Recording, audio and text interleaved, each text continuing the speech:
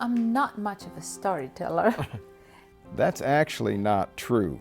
I've worked alongside Juliet Botescu for 9 years now, and she does a lot of things well, including telling stories.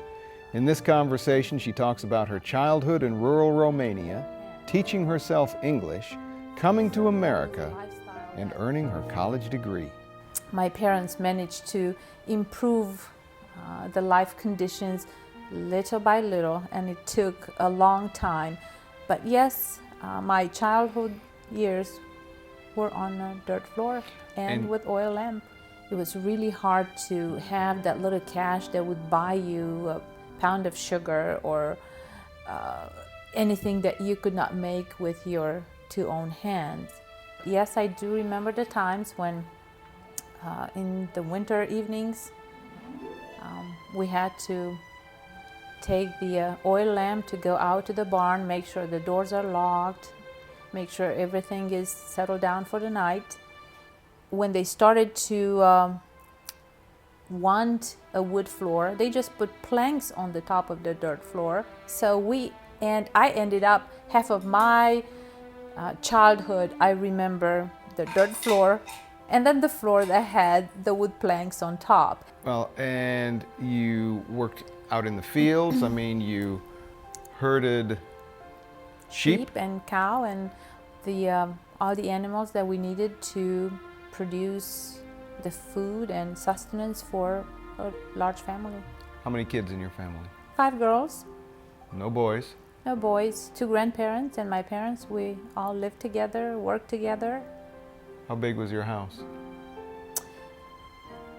2 rooms. Of course, with 5 kids, you could bunch a lot of them in a small space. So you went off to school in a big city of Oradea when you were what, 13, 12? 14. I probably 14. was 14 after finishing 8th grade. How did you learn to speak English and French and Spanish? One day at a time, one book at a time, and a lot of notepads and handwriting in between. And because after you graduated from school, you worked in a factory. I did. Did you learn to speak English while you were working there? Yes, I bought a conversational dictionary. Translation Dictionary, and start reading through. And when you start looking at those letters and try to make those sounds, it's not as easy as Rosetta Stone might make it sound.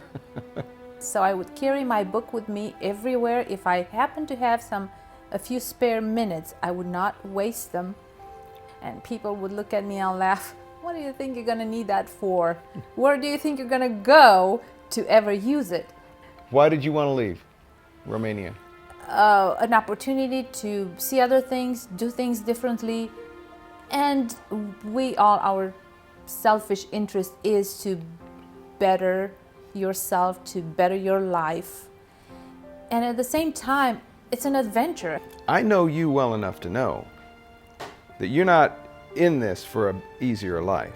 You are determined. You put your mind on something, you decide you're going to do it, and you go and you do it, right? So that's the love of a challenge, is it not? Not thinking of yourself only. You want to see if you can do something. You determine you're going to do something, you know you can do it. Yes, it takes a lot of work. I'm hoping my children can appreciate the sacrifices that the parents made to make things better and easier ultimately for them. But you put yourself through college. I did. While you were here.